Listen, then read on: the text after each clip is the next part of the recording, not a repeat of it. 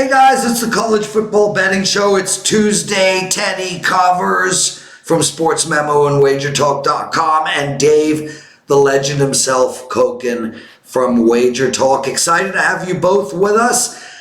Dave, I want to go to you first, man. You just look cool. All black glasses, black eye patch, black hat, black shirt, and you're thinking to yourself, why are we discussing how I look? Let's talk college football. Yeah, I don't talk much about the way I look. I'm hoping the interior is still somewhat superior, but the exterior is definitely getting inferior. Can we just have a moment? Do you remember what you just said? Yeah. My mind hasn't turned to mush yet. I mean, I can still remember. My short-term memory is fine. Dude, that was like Muhammad Ali, like I could see Muhammad Ali saying something like that, Teddy, later on in his life. What's going on, dude? You look great, Teddy. I love the blazer. You look happy. Nice to have you on, bro. Well, thank you, Lawrence. I'm excited to be here. Looking forward to a strong college football betting show today. Well, let's get into it, and I'm going to keep my talk to a bare minimum. Everyone tells me on these podcasts. Okay, you know what, Dave? Texas -1 versus TCU. 60 is the total. You go ahead. I think I've said all year that I was not impressed with TCU. And I'm kind of kicking myself for not playing Kansas State last week because it wasn't a bad spot for the Wildcats, and I didn't think they should have been home dogs. And you kick yourself after the fact sometimes in this game, and I did in that game. It's like I knew early on. It's like that was a mistake. I didn't lose it, but not winning the game was a mistake. Texas is off an insane game against Kansas, but they did manage to escape. And I think they'll find a way to get through this game. TCU just continues to be, I'm not going to say more hype than substance because they weren't all that hyped to begin with. But I think I've said this a few times. As great as Gary Patterson has been over the years, he's been there an awful long time. And sometimes, in fact, it's more than sometimes, when coaches stay in the same location for this long, I think they start to get tuned out. It's just the same thing every year. Even happened to Beamer at Virginia Tech, and Beamer was a great college football coach. So I'm not buying TCU, and I'm not buying them here. I think Texas will find a way to win this game. Teddy, you agree with Dave? Yes, I do. And again, when we look at Tom Herman, we all know about his track record as an underdog. And Tom Herman has been an exceptional underdog dating back to his time as offense coordinator at Iowa State and at Ohio State and the head coach at Houston and then at Texas.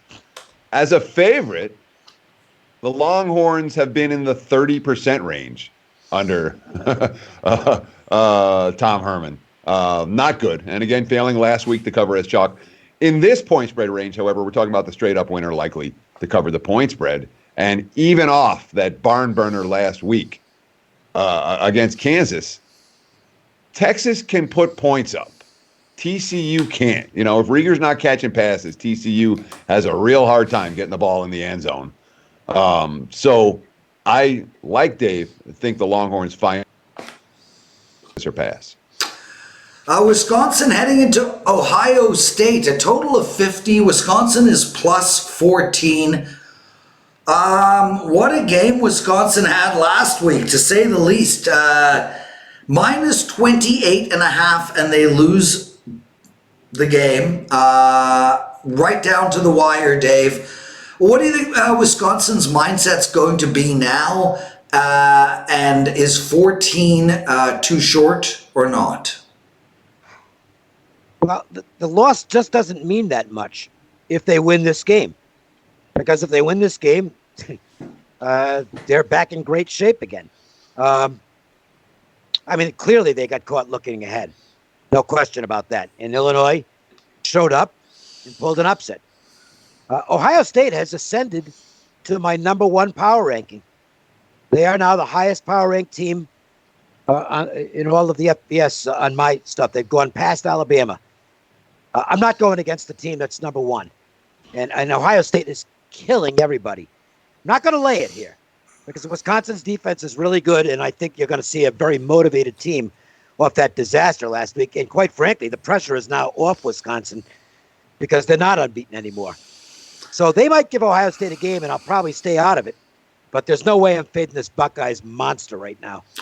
Yeah, and Teddy, I mean, Dave's point about Wisconsin's defense really factors in here. I mean, they have held 4 teams to 0 points this year.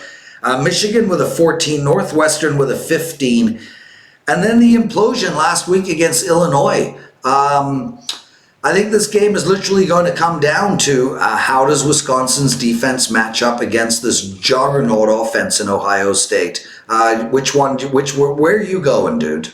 I thought you weren't going to talk this podcast. You know what, Teddy? I'll do the whole podcast mute from now on. Please, we're begging. Mute. Okay, I thought you said something else. Nude? Oh.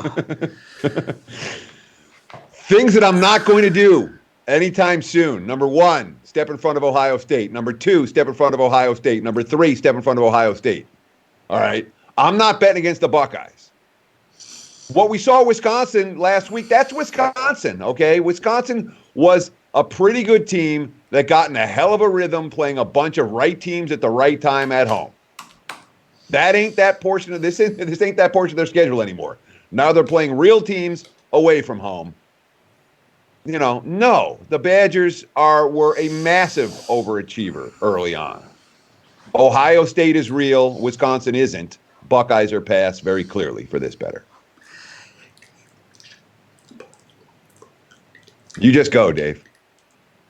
Go ahead, Dave. Michigan +1 versus Notre Dame. The over is 51. Dave, where are we going? I can't play Michigan because they just don't know how to win games. I mean, it comes down to that. They've got a shot. They've got a great shot to tie it up last week at Penn State. Maybe even go for the win, although I doubt Harbaugh would have gone for the win. I think it'd have gone to overtime. And sure enough, a perfect pass, and the guy drops it. And that's the end of the football game. This is what Michigan's season has been.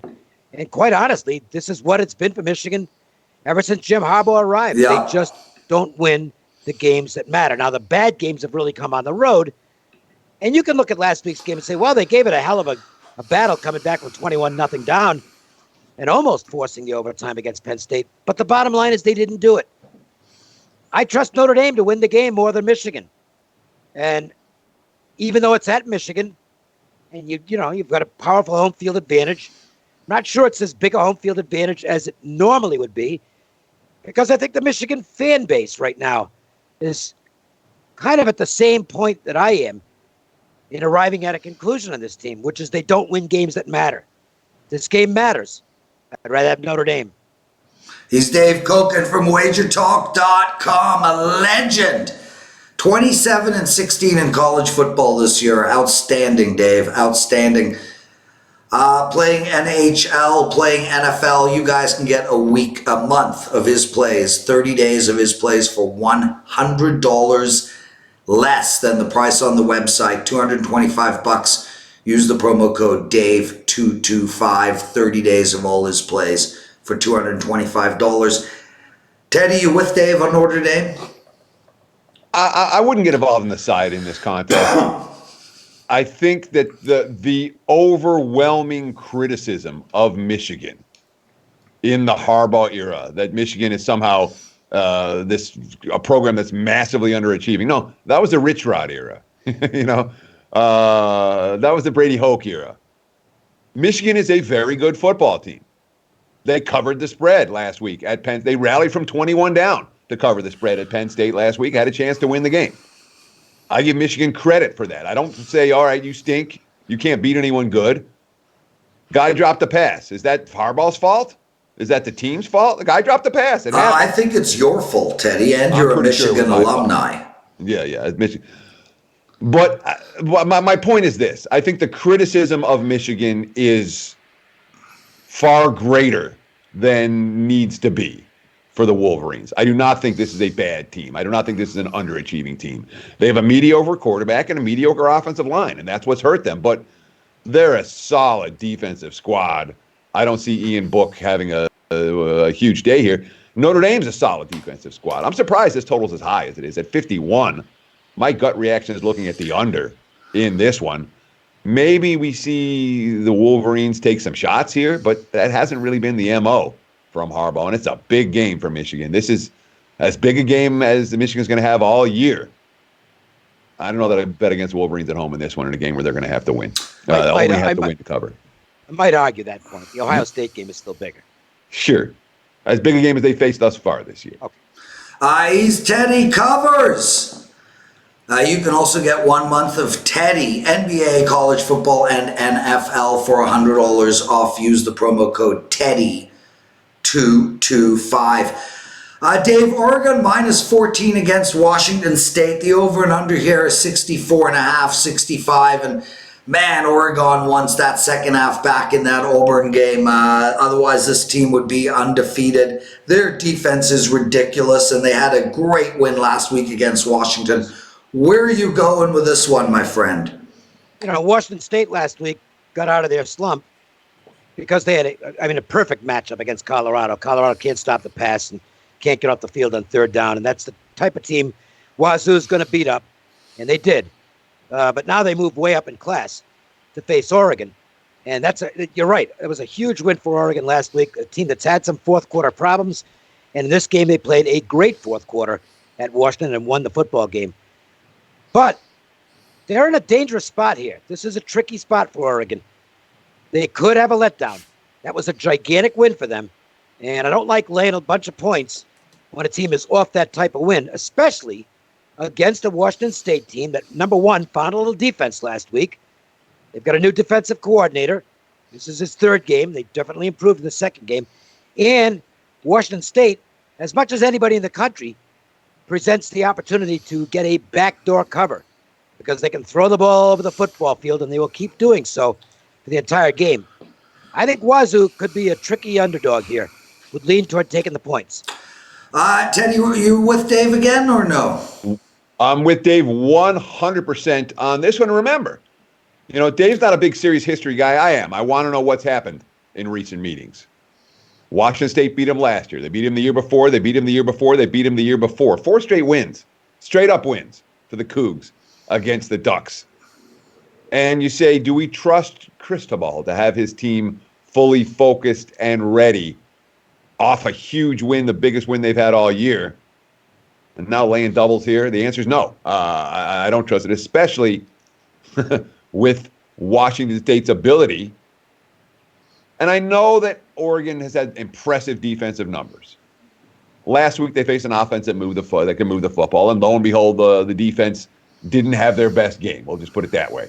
No surprise here if we see more of the same this week. I think Washington State's live. What a matchup. Auburn versus LSU. Number 10 versus number 3. And, Auburn's got 1 loss, and they're right back in the thick of things with a win here. This is a really important game for both teams. Auburn at plus 10.5. The over and under is 58.5. And, Dave, does Auburn have any chance of winning the game? And what do you think about the 10.5 line? Auburn's got a chance in any game they play. They're one of the 10 best football teams in the country. LSU is the better squad. They have an incredible offense. Defense, I wouldn't go too much by last week's game. Mississippi State's offense isn't much. The pressure's on LSU. And we're getting to the point in the season where I'm not crazy about taking the big favorite that's got a lot of pressure on them. Auburn can come in free and easy here. Then Auburn's not going to make the playoffs. But in all likelihood, they'd have to pull off a miracle finish. But they're good enough to make this a very difficult game. And I think for the first time all year, this will be a game where LSU doesn't have an advantage in the trenches.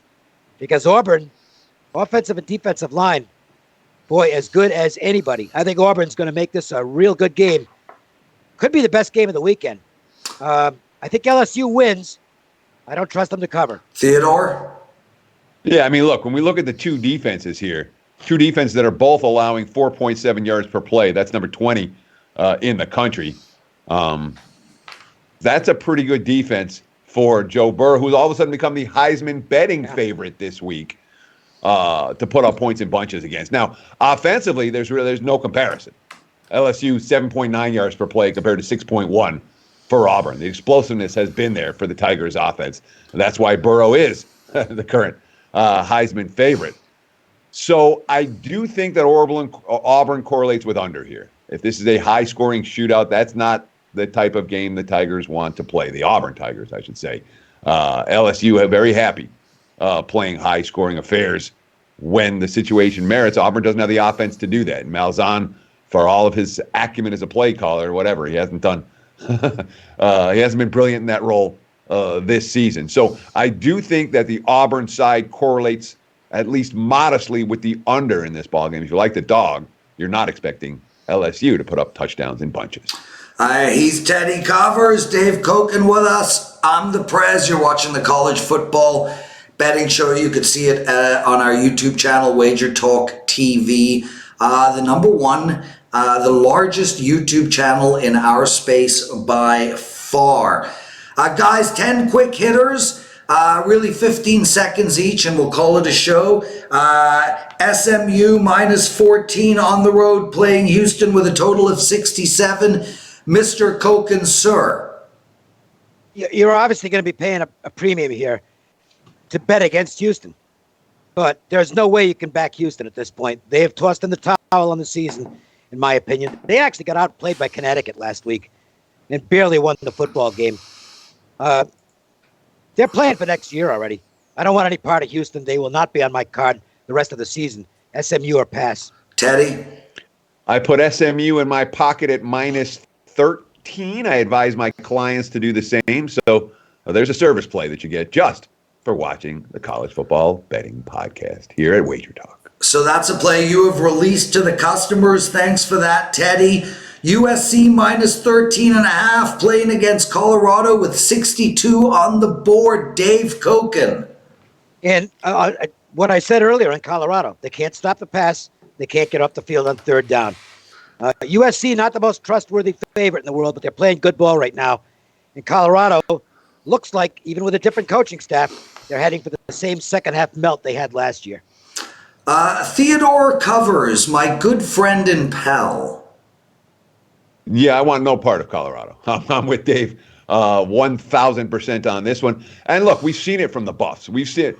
Once a team lays down, when you see quitting a team once, you're likely to see it again. Think about the Nevada Wolfpack as a prime example of that, where you don't trust that team as a dog because when they get, when they're getting punched, they're just going to go down to the fetal position. And that's what I've seen from Colorado. They have not punched back very well. Now, do you want to lay this price with USC on the highway? That's another question entirely, but it's a USC or pass type of wager for me. This is not a home dog I'm interested in. Pitt with a great game last week. I was on them. Minus 5.5 against Miami, a total of 45.5. Legendary Mr. Dave Cokin, leaning back and looking relaxed. What do you like? I have no idea what to do with Miami. The team is, they might be the most erratic team in the country. They've got quarterback issues. You can't play them. But I don't trust Pittsburgh. And a good example of why was last week. That should have been about a 25-point win against Syracuse. If it's not for an overturned fumble call late in the game, we might have been looking at overtime. They did the same thing against Duke. They had the game won by a ton and actually blew the entire lead. They blew a game against Penn State. I just don't trust Pittsburgh. Can't play him. Teddy? And see, I'd much rather have Miami here than Pitt. We've seen this happen over and over again this college football season. A team gets embarrassed. They take a loss that they shouldn't have lost, that they shouldn't have suffered against a team that they're far better than at home. And the next week, the markets crash on them and they leave home and they face someone they can beat. Usually you get a good performance out of those teams. Look, Miami has as much talent as Pitt, if not more. Obviously, we know they've underachieved so far this season. We know they played a crappy game last week against Georgia Tech. In theory, this is supposed to be their spot. Whether that plays out or not is another question entirely. But from a theoretical handicapping standpoint, as the markets crash on Miami, sometimes bettors might be wise to come in on the Hurricanes. Very interested in reading some player quotes this week. If I find anything good Miami may well make my service card. Iowa State minus 10.5, hosting the most inconsistent team ever. You're in, you're out. Oklahoma State. So many of us bet Oklahoma State last week. That didn't go well. 64.5 on the board. Dave, what are you doing in this one? I'm not getting in the way of Iowa State. Cyclones are on a roll, and they figure to maintain that roll this week. This is a hot football team. Teddy? Agree 100%. Iowa State was moneymaker for my clients and I last Saturday. They were moneymakers for my clients and I 3 Saturdays ago. And Iowa State's a one-way team for me right now. Absolute one-way team. If I'm not playing on the Cyclones, I'm not getting involved in the game. That 2-2 start where they lost the 2 heartbreakers. What was it? They had the Iowa loss and the Baylor loss, both of which were, games that they could have won and didn't. The markets haven't really given the Cyclones full shrift since. I think they're an undervalued commodity, although as we've seen the money pour in on them this week, I'm not so sure that they'll be an undervalued commodity moving forward. They have been over the last couple of weeks. And Oklahoma State, look, this team way overachieved early, and they took a ton of steam last week. I'm not sold on the Cowboys being that good. I think that they are a bet against team over the back half of the season, much more than a bet on. Yeah, team. and that Ohio State line has moved 2, including across 10. Penn State, number 6 ranked team in the country, finds themselves on the road playing Michigan State. Plus 6.5 for Michigan State here, Dave. No interest in Michigan State. That's None. That's some really. I don't think it's a good spot for Penn State. They're off a tremendous win in a big game, and I'm not sure how much I trust them on the road. Go back to the Iowa game, which I was terrible in that game, and Penn State had to hold on to win. But Michigan State's just bad. They have no offensive creativity at all. And it's time for Mark D'Antonio to retire. That time was 5 years ago. This team, not only are they bad, but they're unwatchable. Teddy, talk to me.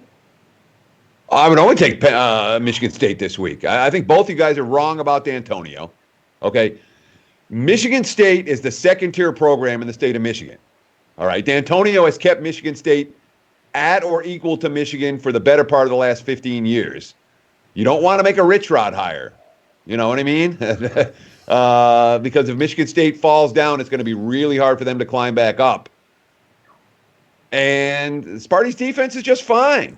This is their spot. They had back-to-back bad losses against really good teams on the road.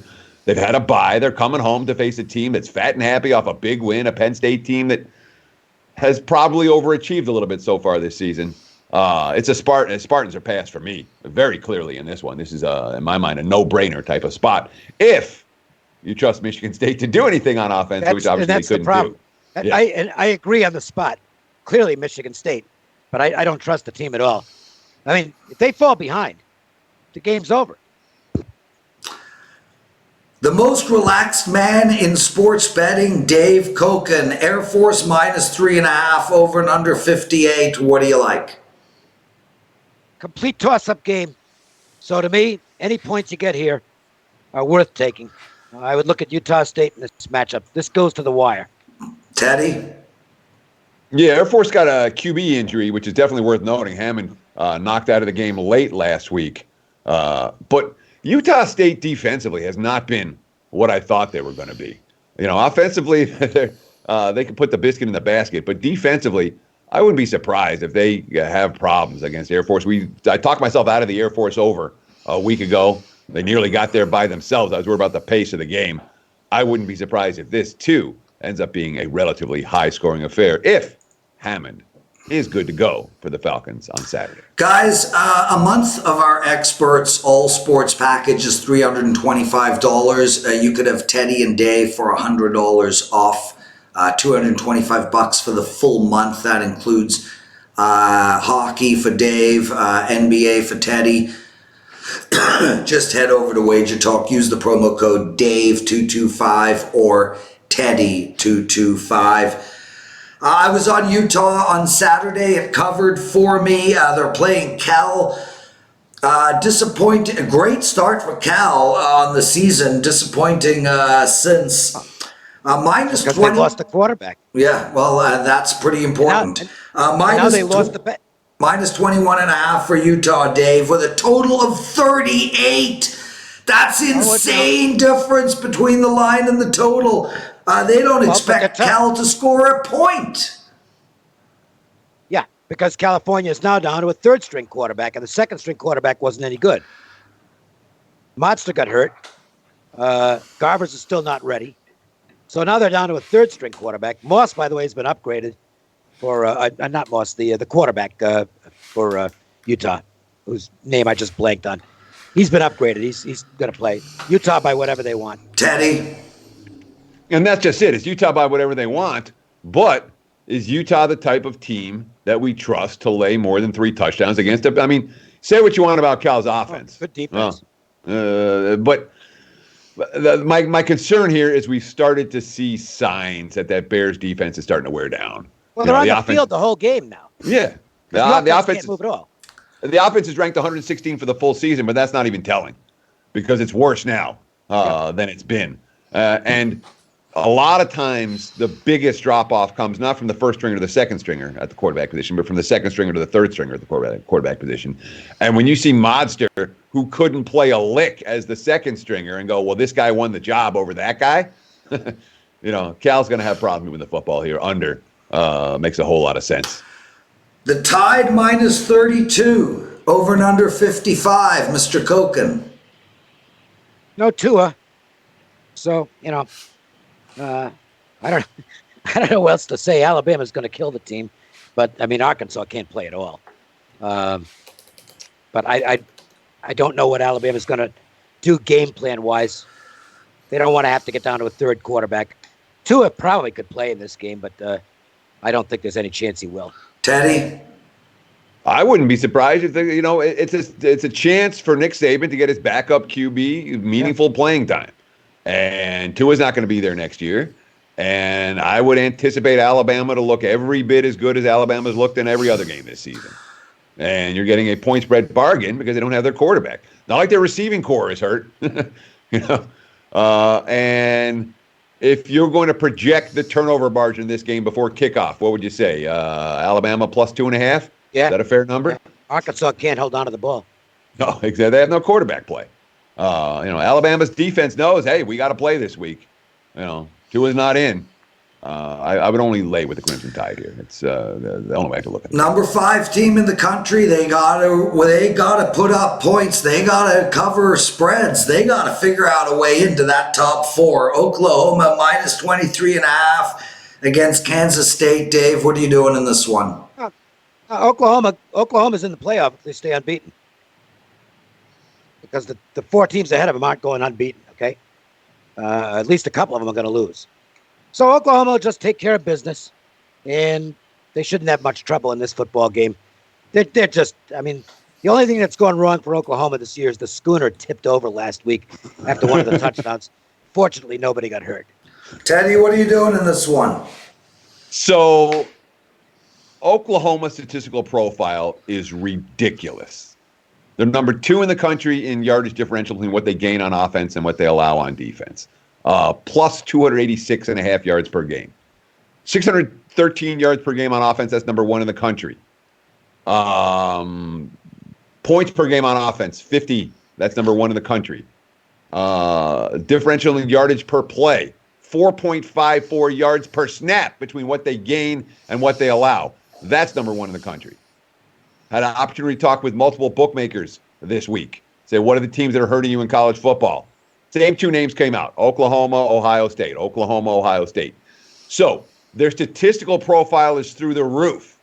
They've been crushing bookmakers all year. Oklahoma is not an undervalued commodity by any stretch of the imagination. I think if you're betting against the Sooners moving forward, you're likely to make more money than you will if you're backing them. And that whole thing you talked about, Lawrence, where they're number 5 now, here in mid-October, if Oklahoma even thinks about that a little bit, even a little bit, that's bet against material because no one should be thinking about that right now. We haven't even seen the first official standings for the college football playoffs. There's still more than half a season to be played, and teams that are like, oh, we're thinking about national championships in October. Oh, dude, I mean, bet against teams. Dude, everybody is thinking that all the time. Temple plus. No, media guys. No, dude, the players are thinking it too. On this show, you are wrong. The players are thinking it no matter what you say. Last game, Temple plus 10.5. Over and under 61, Dave. Take us home. Yeah, UCF figured to have a flat spot last week against East Carolina, and they did. They won the game. They should be more ready to play here.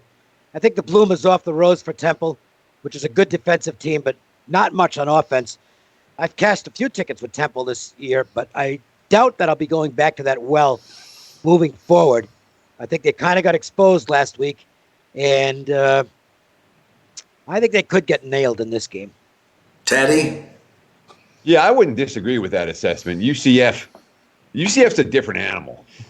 And when you have that team motivated and focused, like I think they will be here, they can score in a way that Temple, A, can't defend, and B, can't trade points with. So road chalk worth laying if I'm going to get involved.